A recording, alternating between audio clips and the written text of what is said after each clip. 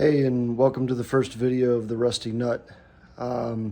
First thing we're going to work on today, I'm going to show you, is this 2004 F-250 Harley-Davidson edition.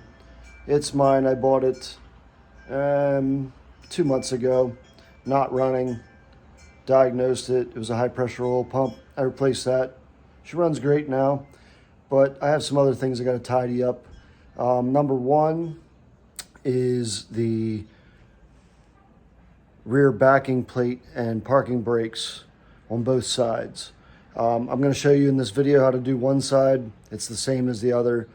So I'm going to go ahead and get started and show you what you need to do to get this changed out. All right, first thing we're going to do is get the rear jacked up on this truck.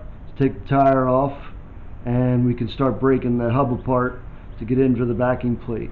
Now, if you are not planning on changing your rear end, the differential fluid, then what I would do is do one side at a time, jack up just that side of the axle. It'll keep as much oil in the diff from leaking out as possible. So that's what I'm going to do here, because I'm not changing it today. I do plan on changing it soon, just not today. Alright, this side's jacked up. I'm going to take the wheel and tire off now, and we'll get into her. Alright, with the wheel off, next thing you're going to want to tackle is getting this rear caliper off.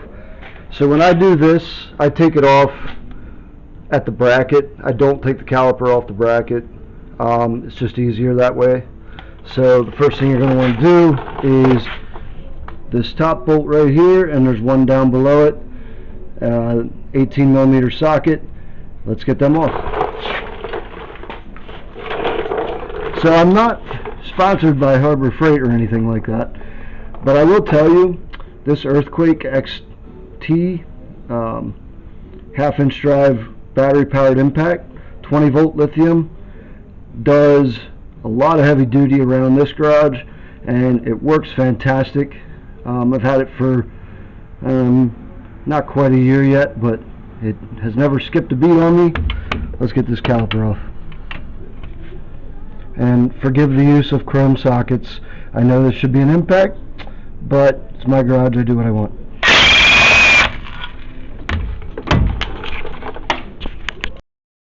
With the caliper off and hanging, next thing you want to do is get your rotor off.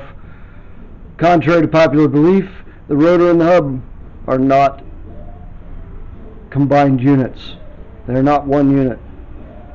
It's just that these rusty trucks in the north, they get a tendency to seize on the hub. So we're going to have to beat on her a little bit and get her off. Take your BFH and beat on the face of the rotor right about here. You don't want to beat on the back side too much. I mean, you can use a little bit of persuasion back there, but I wouldn't beat from the back. Definitely hit the front here so it becomes separated from the hub. And there she let loose, as you can see. Now, I'm a big fan of anti-seize. And if you want to put a little bit, when you put this rotor back on, right around the inside ring here, go easy with it. You don't want it slinging around all over the place back there, getting into your parking brake and all that stuff. So go ahead now and you can remove the rotor. With your rotor off, you'll see that the inside of the rotor is actually your drum for your parking brake shoes, and they ride against this. Now, I apologize, I do not have a backing plate. What you talking about, Willis? And parking brake shoes on this truck on this side, because they were seized up and they were all rusted. You couldn't adjust them, you couldn't do anything. So in order to be able to move the truck around, I had to take them off before. So now that you have the rotor off, the next step will be to pull the axle out with these 8 bolts right here. Take them off. There's a rubber O-ring on the inside of this axle flange. Replace it. It's cheap. It's good insurance that it won't leak on you after you put it all back together. Always replace every seal in here when you do this. You're going to need an inner bearing seal, and you're going to need this O-ring. So make sure you replace those. And I'll show you after I get the axle out how you would then get the backing plate out if it were on. So now with the axle bolts out, you're going to want to slide this axle out. There will be gear oil that will come out. Have a drain pan down below. But we jacked up this one side to try to keep as much oil in the diff as possible. But there will still be some that will come out of here. So I just pulled this apart 2 weeks ago. So hopefully everything will come out easy. There's the axle. Let it drain, and then you can take it out. In the meantime, while that's draining a little bit, I find these Under Armour gloves for running that have grip inside are really good as mechanic gloves too. And I don't run anymore, so these work good.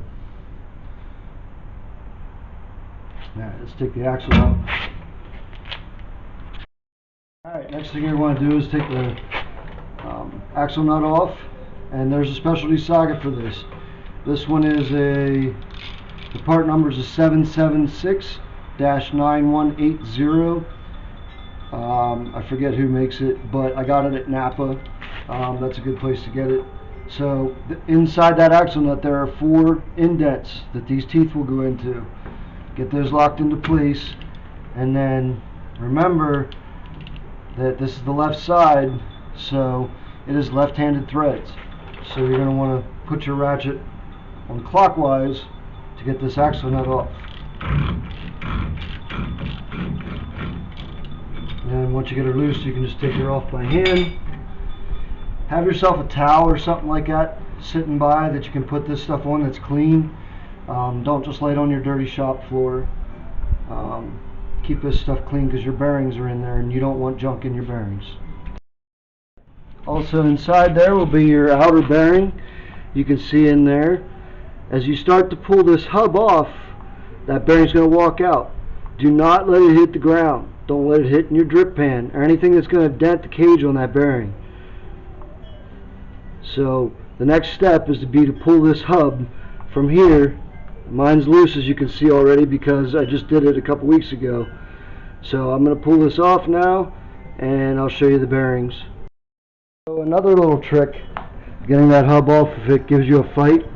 Take your rotor, turn it around backwards, put 2 lug nuts inside, and use it as a pulling device. You can use it kind of like a slide hammer, and you can pull that hub off.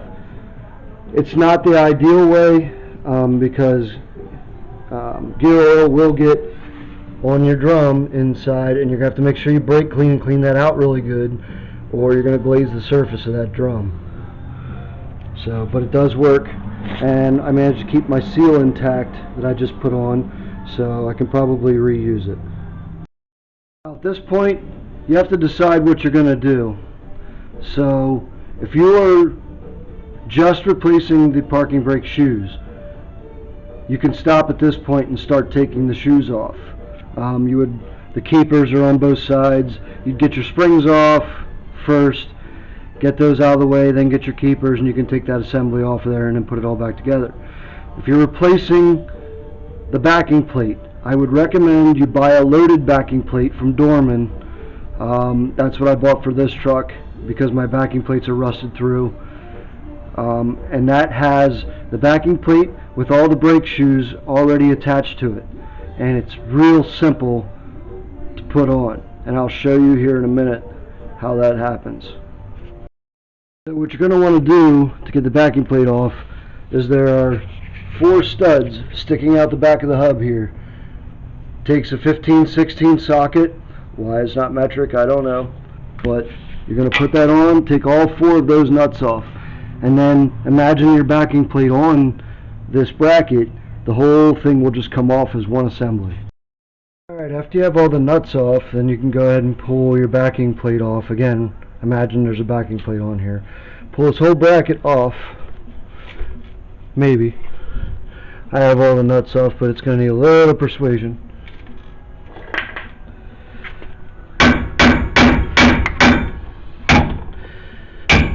There she goes. And just pull that off, and I'll show you what the new backing plate looks like.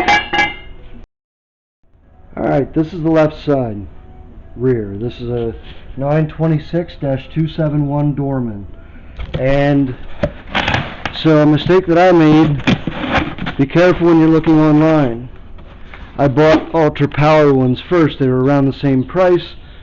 I will never buy ultra power parts again. When I got the loaded backing plate from ultra power, these studs were not the correct spacing and it wouldn't fit inside my axle flange. So also the parking brake cable was oriented in the opposite direction. Looking back over the pictures on Ultra Power's site, it did show that it was in the opposite direction, but so did the Dorman. Now I ordered the Dorman because it was my only other option and it was the same price, and it is oriented the correct position for my e-brake cable in the rear, and I already ran a caliper on these studs. The spacing is correct. So now we're going to put this on. Before I put it on, you can see it already has the brake shoes loaded and everything. Everything's good to go. The only thing you'll have to do after you get this all back together is there's a dust cover on the back side behind the star adjuster here, and you'll have to turn this adjuster, adjust your shoes out just till they start dragging the drum inside, till you can start hearing them drag, and then you'll back them off just a little bit. Now you can put your loaded backing plate on, slip it through the holes, make sure your studs lined up. Just went on like butter. Too easy. Now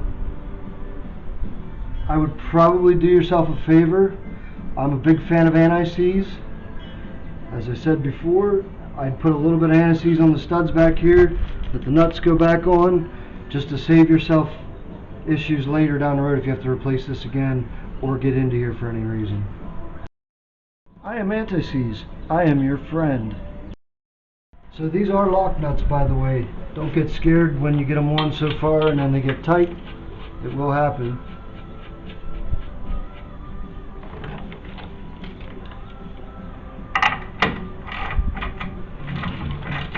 I'm going to tighten them up using the Guten tight method. This German. And you're going to torque them.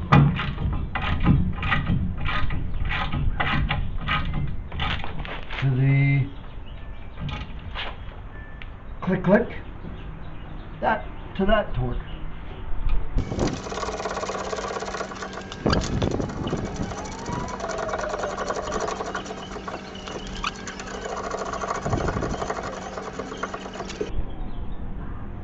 Click click. Alright, they're all on.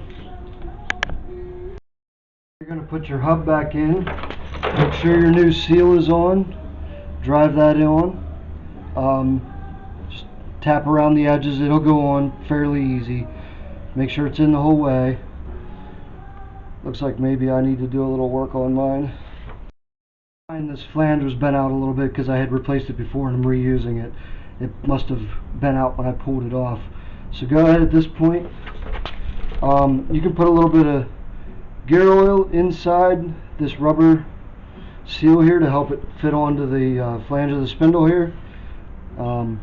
Anything that will help you get it on is going to be beneficial.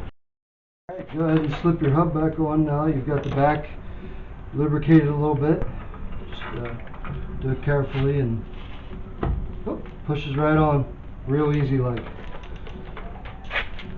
So, one thing you want to do now is do yourself a favor and put a little bit of squirt a little bit of gear oil inside there where the bearings are, because when you first let this down, the bearings are technically kind of dry because they've drained out some. You want to get oil back in there around to them so when you start moving they're not dry until it gets oil up through the axle tube. So I'm going to also show you another thing that I do One thing I do when I do one side like this, before I move the truck, is I'll actually jack up the other side even higher so some of that gear oil runs down this way, and I'll just spin the tire around, get some oil in there, lubricating those bearings again before I actually drive the truck. But the next step you're going to want to do after you put gear oil in there is get your bearing back in and then put your bearing nut back on. Alright, I have the inner or the outer bearing back on. There is a tooth on this, there's a keyway on this bearing nut. Make sure it slides into the keyway of the axle tube before you start tightening it up.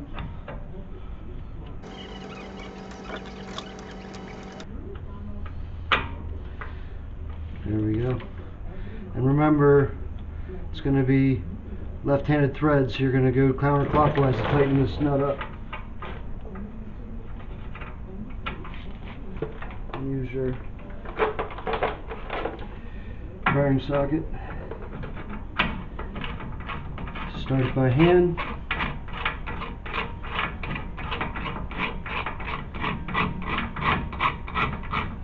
Make sure when you're tightening this up too, you turn the hub the opposite direction, get everything seated. And you use your ratchet a little bit, just don't go real tight on because you're going to have to torque this here in a minute.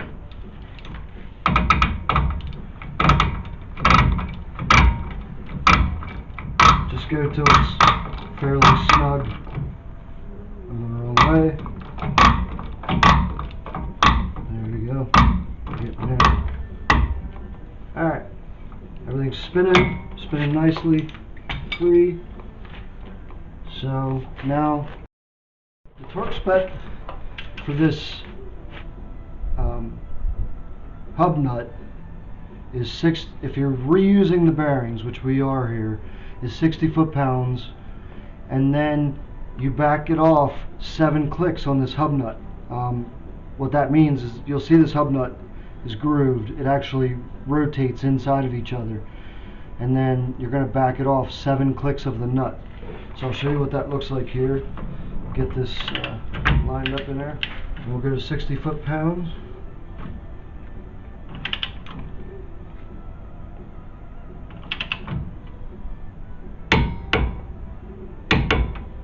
Alright, there's 60 foot-pounds. Spin your hub, make it nice and free again, spin it the opposite direction. Take your socket back off, use your regular ratchet. Remember, you're going clockwise with this to do this. And you're going to back it off 7 clicks. You'll have to feel for them, they're kind of tricky to feel.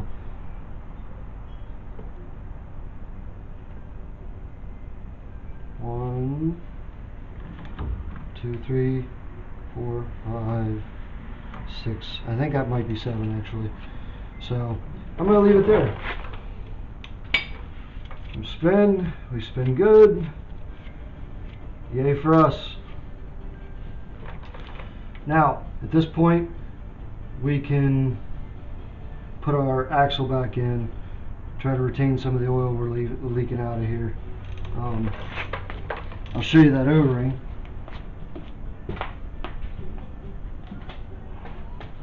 So that O-ring is right here on the bottom of this flange.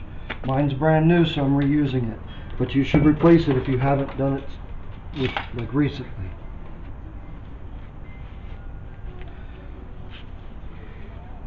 Clean off your hub surface.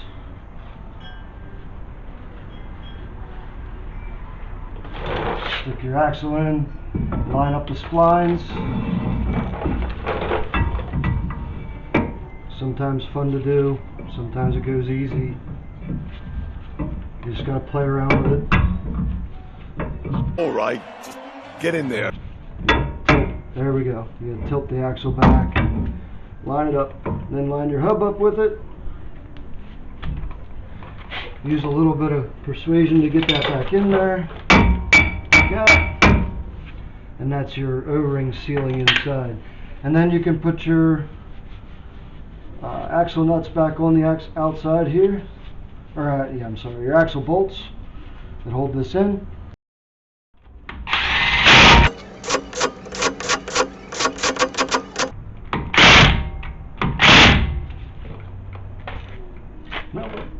one thing to remember here now is now you have your axle back in. This is not going to spin unless you have the truck in neutral. So make sure you put a chock block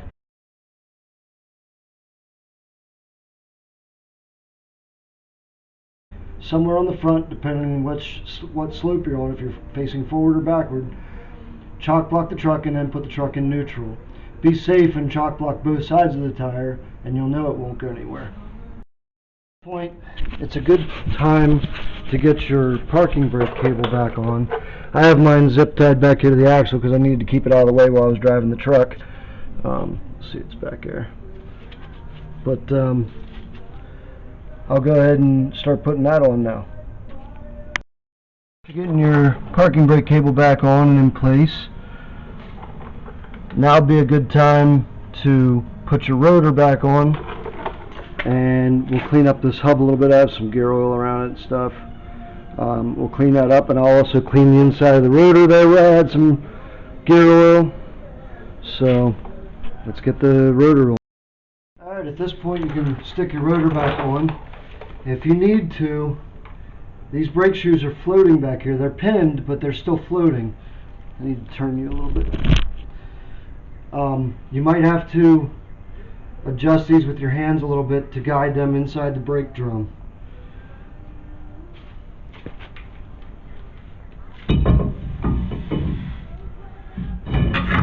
Yep, mine slipped right in, so good to go there. Now at this point, we'll put the caliper back on.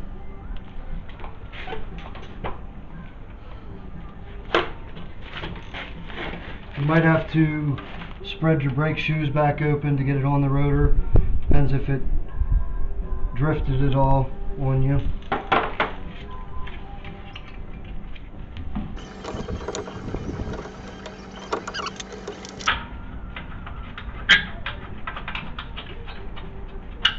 If you've never had the pleasure of working on a rust belt vehicle because you live in the down south tropics and you just don't get rust there, I highly recommend you come up north and wrench on some rust vehicles for a while.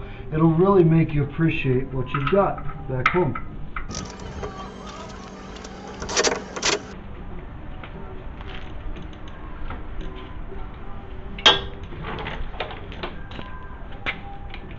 Alright, and with that, the next step will be get the wheel back on and adjust your parking brake shoes, which I'll show you how to do that here in a second. I just wanted to take a minute to thank the Ford design engineers. These Harley Davidson wheels are on point. Like, it's nice. Nice. Now, when I bought this truck, it was missing all of the Harley Davidson center caps. And believe it or not, they're super hard to find. This was a 1 year only wheel, and center caps were different. I found these on Amazon of all places, brand new old stock. They only had 4, and I bought all 4 of them at $88 a piece. But they were necessary because they're beautiful, and I want to keep this truck. It is a work truck, but I do want to keep it as nice as possible. It's got its fair share of issues, but you know, it is a nice truck altogether, and I am deeply in love with it. Alright, at this point I'm going to show you how to adjust the parking brake shoes, because when you put them all in, they should have been backed all the way off. Now we got to adjust them until they start dragging the drum. And the first thing you want to do is right inside here you see a rubber plug. Try to get in there a little deeper. There you go. That black rubber plug needs to come out, and inside you'll see the star washer that you got to get to. The plug is out, and let's see if I can get you in there to see the star washer. There's too many accessories on this camera to get to it. I don't know if you can see it from in there or not, but you'll see it as soon as you get that plug off. You're going to turn that, I can't remember which direction, but we'll figure it out. I'm going to put you guys back here to watch.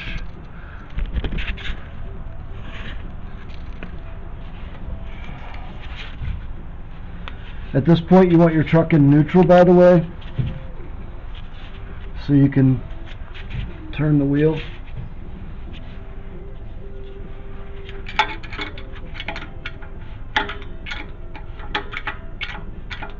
So on this side it appears to be push the star washer down.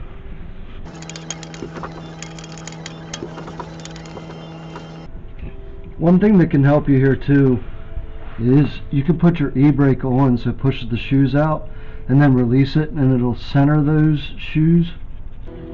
Alright, at this point we're done with this backing plate install.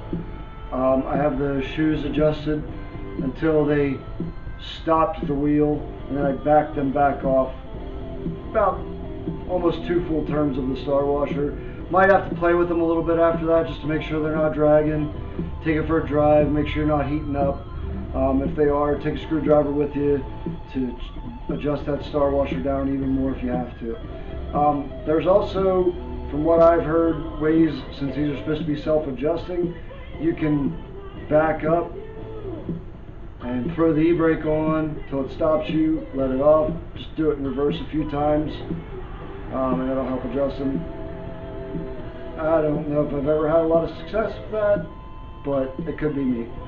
Alright, thanks for watching my video, and please click subscribe onto this channel. I do not have a Facebook page or Instagram page yet, but I will. If you like it, give me a thumbs up. Thanks.